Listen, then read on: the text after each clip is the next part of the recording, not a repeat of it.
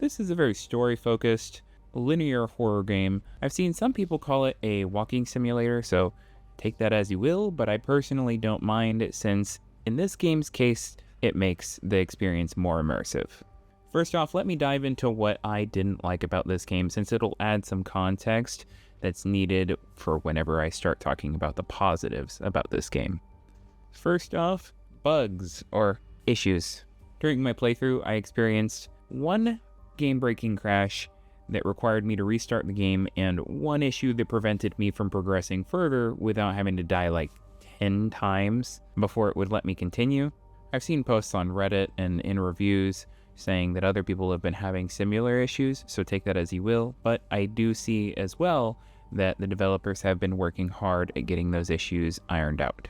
Big bullet point here, price. I think this game is a bit overpriced. I think it's more closer worth to about $20 to $25, not the current $35 USD, mainly because of the length of the game, but when you also take into consideration the bugs that it currently has, I can start to see where I'm coming from on that one. Also, if you compare it to a game like Pacific Drive, that is about 20 hours in game length, didn't have as many bugs, and that game is priced at right around $30. So you're paying $5 additional for a game that has a quarter of the playtime and is about the same quality, excluding bugs.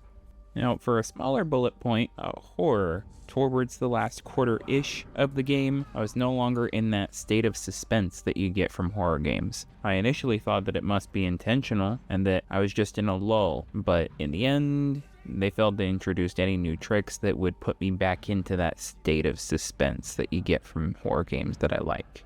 Now let us get into what I liked about this game. First off, the story. It kept me guessing as to what was going to happen next throughout the most of the game, and as far as the story is concerned, it was paced quite well, without any significant lulls, story-wise. Clarification. I don't want to give too much detail away, since that would run the risk of giving spoilers, especially since it's such a short game. Thankfully, this game is available on Game Pass, for those of you who have it. I personally bought it since I play on PC, but I'm glad that there is a more palatable option for people to play this game. As for the good sides of the horror, once the game really got started, after the intro, it kept me on my toes and in that state of suspense that I look for. The horror definitely delivered what I was looking for, at least until I reached that last quarter of the game that I mentioned earlier. Now to talk about the game in general, not necessarily what I liked or disliked about the game, the graphics were decent. And aside from the two bugs that I experienced personally,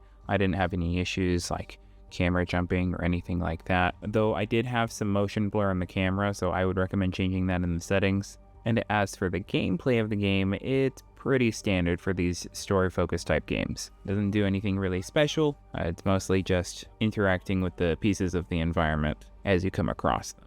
Or the somewhat parkour areas where you'll jump and for example, you're jumping off of a crosswalk and you've got to try and grab onto a ladder and the oil rig will shake and you'll have to respond to that, almost like in your cutscene back from God of War.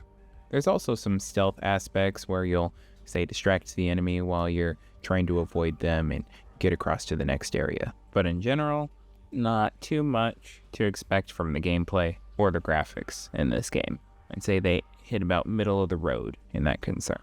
Oh, something I did miss from earlier in the pro section, this game did have very good sound design, now that I'm thinking about it. Not quite to the level of Hellblade, but still pretty good sound design. Now finally, for me to answer the question that you came here for, was Still Wakes the Deep worth it?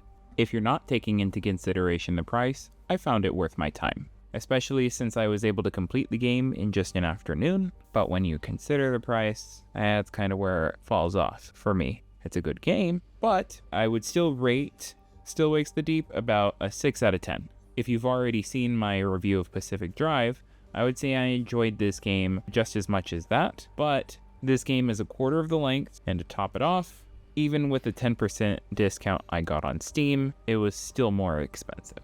To sum everything up, if you have Game Pass, I'd say that it's definitely worth your time. It's completable in just an afternoon at the quickest, Otherwise, you can play it out across maybe 1-2 days and still finish it and get a good experience of the story and the horror. It's a nice in-between game. It's definitely a relax from work for me. But if you're considering paying for it outright, I definitely wait to get this game on sale. If you enjoyed the video, please do that like and subscribe thing that us YouTubers like to ask for. I would very much appreciate it.